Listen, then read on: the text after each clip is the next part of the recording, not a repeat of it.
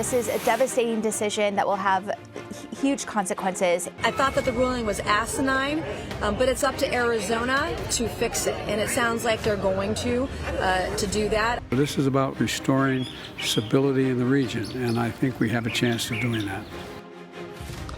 Hello, I'm Ed O'Keefe, CBS News in Washington. Welcome to America Decides. The Arizona Supreme Court's decision to let a Civil War-era ban on abortion services take effect is earning bipartisan condemnation. The Democratic Governor Katie Hobbs, President Biden, and former President Donald Trump all say they don't like it. The Grand Canyon State's High Court upheld an 1864 law that allows for abortions to save the life of the mother, but not in cases of rape or incest. Hobbs called on the state's legislature to repeal the ban during an appearance on CBS Mornings.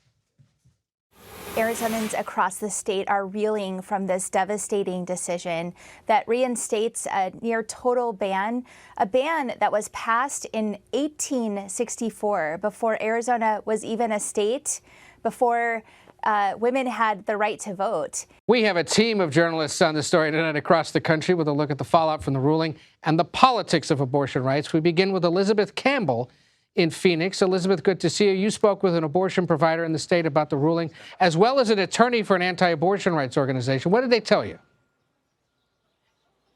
Good to be with you, Ed. And fallout is right as people try to regroup and figure out where they're going to go from here. Now, it's important to emphasize that we do not yet know when this ruling will go into effect. There's at least 45 more days before that happens. I talked to one provider. They perform about 100 abortions a week, both by the pill and the procedure. Take a listen to the concern she has now that this has passed. Increased maternal mortality, forced pregnancy, increased infant mortality, and just this despair and the devastation that people feel when they find out that they don't have bodily autonomy and they don't have the ability to access abortion. Forced pregnancy is real, and pregnancy is really hard on the body, and there's so many risks. It is riskier to go through an entire pregnancy than to have an abortion, and it will just have a devastating effect on the people of Arizona. Now, that clinic does promise me that they will perform procedures up until the day that the law goes into effect. On the flip side, also keeping up that fight with a possible ballot measure coming down this fall is the law firm that took this case to the Supreme Court. Take a listen to what their lead lawyer had to say today as well. Life is always worth protecting. Think about everything we've learned over the past 50 years.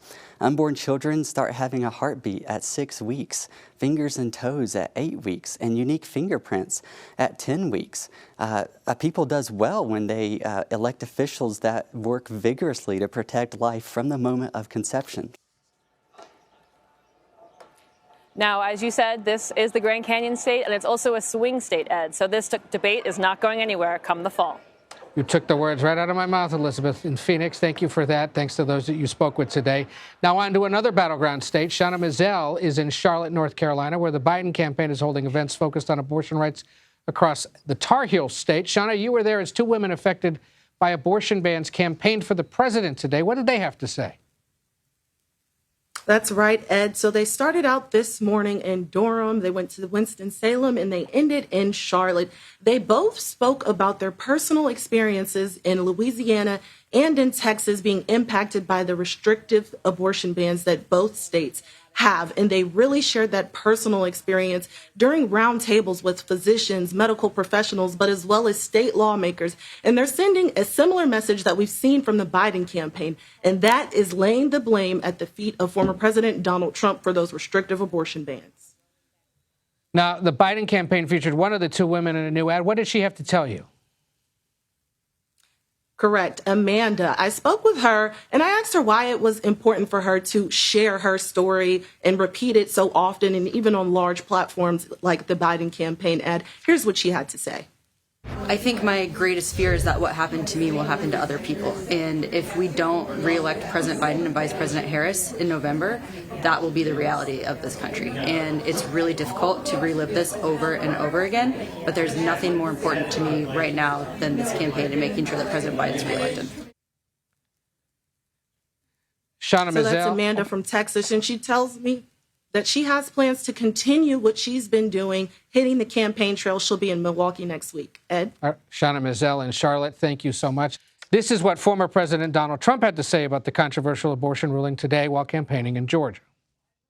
Yeah, they did, and that'll be straightened out. And as you know, it's all about states' rights. That'll be straightened out. And I'm sure that the governor and everybody else are going to bring it back into reason, and that will be taken care of, I think, very quickly. Saying that it'll be straightened out. He was also asked whether he would sign a national abortion ban if he's elected president again, and if such a ban ever passes Congress. He shook his head in response and said no. We're joined now by Molly Ball and Deepa Shivram. Molly is a senior political correspondent for the Wall Street Journal. Deepa is a White House correspondent for NPR. Good to see both of you this afternoon. I know both of you have been tracking this quite closely as well from a national political perspective. Talk about the Department of odd timing. The former president comes out with this abortion announcement earlier this week, seems to try to brush it off and say states will deal with this, and then Arizona goes and drops this huge ruling that now upends the politics of that battleground state. Absolutely. This is now the most restrictive abortion law in any of the swing states. And it goes all the way back to the 19th century. I think that it was a big surprise to a lot of people, including in Arizona, that the Supreme Court made this decision and reactivated this very old law. And it does really underscore, I think the Biden campaign couldn't have asked for a better confluence of events to underscore the message that they're trying to send, which is not only the side that he's on this important issue, but putting it on the top of voters' minds. We have seen in a lot of polls that this is really the only top issue on which the president is trusted over Donald Trump. And when voters are asked what's the most important issue, they tend to say immigration, they say the economy, they say a lot of other things. And those are issues where Trump does better. This is the issue that the Biden campaign hopes will decide the election because it is an issue where voters take his side. And in Arizona, the fact that it's likely to be on the ballot this November makes it that much more of what Democrats hope will be a driver of turnout in their favor. If anything, that's what brings people to the polls, and then they'll conceivably vote for the president. Yeah. Now, Deepa, as someone tracking the Biden campaign, talk about how they're recalibrating now in the wake of this decision, especially in Arizona. I mean, almost immediately you saw the vice president's team, Kamala Harris, who has been the lead spokesperson on this issue for the administration, immediately announced that she's headed to Tucson later this week. She'll be there on Friday. That really utilizes that kind of shoot out of the cannon effort that she usually does with these very hot button issues, abortion included. And she'll be on the ground. She'll be rallying with voters. This is exactly the kind of momentum that they're hoping to carry into November. And not only did that happen this week, but as you see Trump's announcements playing out and whether or not he'll, sign a national abortion ban, things like that, the Biden campaign is very much trying to remind reporters and also remind voters right now, Trump is someone who has toggled a lot on this issue. And even though he's saying something right now, look back at everything else he's done when it comes to this issue and really trying to keep that top of mind, like you said. Both of you and this reporter have been around these campaigns long enough to observe in the last few days, at least I did, that they seemed to anticipate this quite well, the Biden campaign. Between last week, when there was that ad they released with the woman in Texas in response to President Trump saying that he was going to go down this road and introduce this decision, to then anticipating this Arizona ruling. The vice president had pre-taped a bunch of things that they released on social media, immediately announced that they're going to Tucson. They seem to be ready for this one in ways that we don't always see, especially national campaigns, ready to react quickly to something. Well, what I'm hearing from Democratic sources is that the ads that they are, of course, producing on this issue are among the best testing ads in their arsenal. And they're very effective because, as we know, this is an election that a lot of voters are not excited about. Right. These are two candidates that a lot of voters are not excited about. And so it is incumbent on the campaigns to remind them of the stakes, remind them of the policies that are at stake and the potential consequences of your vote. So I think we can expect both campaigns to be hammering on the policy stakes of that election, of this election. And for the Biden campaign, that is going to mean, as we've heard repeatedly from them, democracy and Dobbs. They see those as the winning issues, and they are, of course, prepared to hammer them home. So when these new developments reinforce their message, and unfortunately for former President Trump, there are going to continue to be new developments. This is the meaning When he said this is up to the states, this is federalism, this is states' rights, this is what that means. It means states are constantly going to making these kinds of moves. We're going to constantly be seeing new cases reminding people of the unsettled abortion regime when it comes to policy, and there's going to continue to be ways to remind voters of the importance of this issue. And keep in mind, this is an issue that has been a winning issue for Democrats ever since the Dobbs decision came out. I mean, Democrats, Biden, Harris, They have that on their side, right? They've seen in states across the country, and even conservative states, right, where voters have come out and said, no, we want to protect abortion rights. So it kind of helps in that regard to have all of this stock piled up. Like you said, they're ready to go because they've seen it work in the past several months and years. And although I would quibble with that just a little bit to say the abortion has been a winning issue for abortion. It hasn't necessarily been a winning issue for Democrats. We have yet to see a Republican gubernatorial or Senate candidate lose because of the abortion issue, or at all since Roe was overturned. And you mean an incumbent? Exactly. Okay, because Daniel Cameron, of course, struggled in the gubernatorial race in Kentucky. We have seen it be an issue in some races. But we have not seen it defeat incumbents, and we have never seen it play in a presidential race. This is the first presidential race since the overturning of Roe. And so I think Deepa's right. It certainly has a lot of potential for Democrats, but we don't yet know how it's going to interact with the presidential when so much else is on voters' minds. And when we have so much time to go, because it is just April. But certainly this week's zig is to the benefit of the Democrats. We'll see where the zags are going forward. Molly Ball, Deepa Shivram, so great to have both of you here. Thank you, because you both know what you're talking about, and that's helpful. Today, President Biden tried to focus attention on what the U.S. is doing across Asia and the Indo-Pacific region. Coming up, we head to the White House for the latest on the president's big meetings with the Prime Minister of Japan and learn more about who's joining them tomorrow. You're streaming America Decides.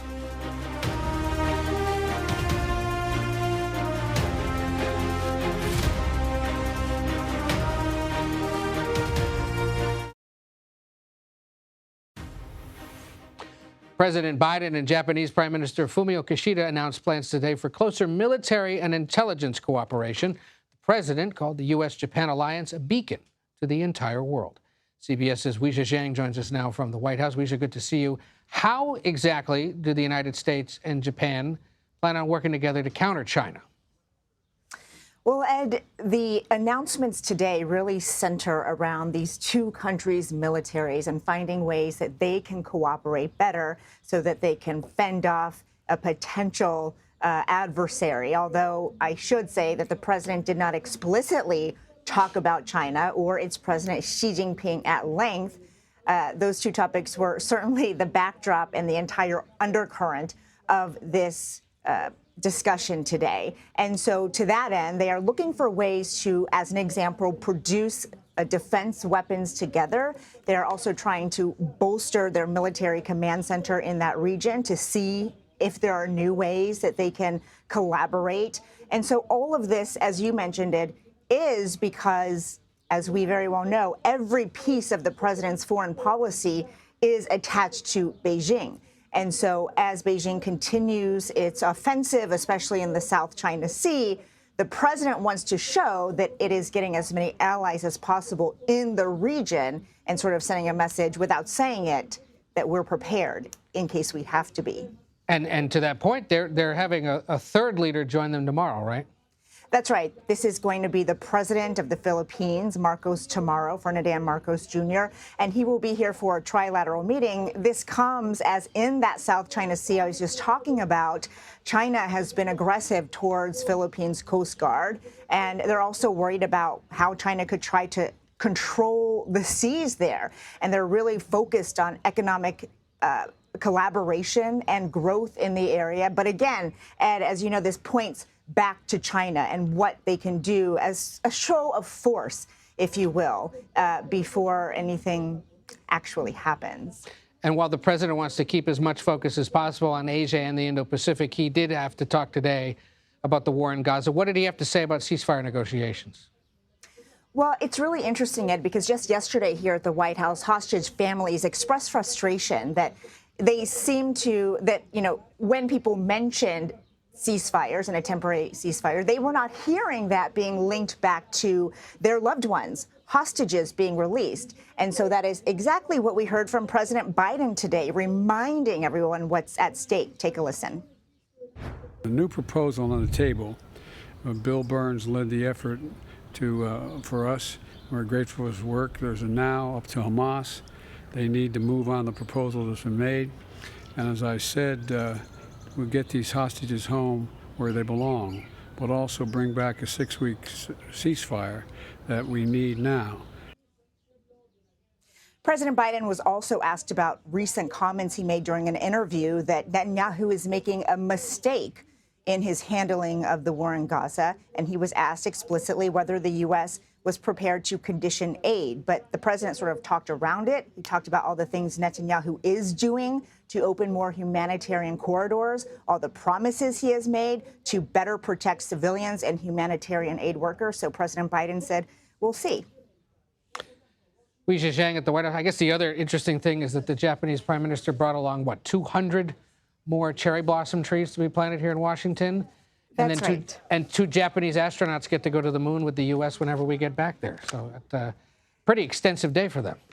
Yes, and it will be capped off with a very extravagant state dinner tonight where Paul Simon is performing. So, a lot of work and a lot of pomp and circumstance, which is why we love covering state dinners, Ed. Don't we? That's right. One day we'll get invited to one. Li Zhang, good to see you over there at the White House. Thank you. Sure.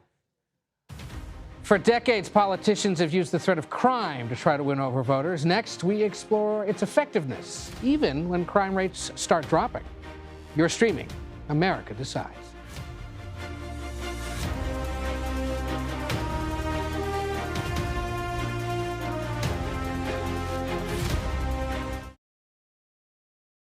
Dukakis not only opposes the death penalty, he allowed first-degree murderers to have weekend passes from prison. One was Willie Horton, who murdered a boy in a robbery, stabbing him 19 times. Despite a life sentence, Horton received 10 weekend passes. Welcome back to America Decides. Those who've long followed politics know the impact of ads promising to fight crime, including the infamous Willie Horton ad you just saw there. Violent crime is down. Republicans continue campaigning on concerns about crime and violence. A recent poll found Latino voters, for example, gave former President Donald Trump an 11-point advantage over President Biden on fighting crime, but that gap is actually starting to narrow. Both the Democratic and Republican candidates in a recent race to replace Congressman George Santos out on Long Island campaigned on crime and immigration as well. Swazi and Biden's defund the police agenda has led to more crime and violence. I'll work across the aisle to do what our leaders haven't: secure our border, close the routes used for illegal immigration. Let's bring in Insha Rachman. She serves as Vice President of Advocacy and Partnerships at the Vera Institute of Justice. The organization says its mission is to end the overcriminalization and mass incarceration of people of color, immigrants, and the poor.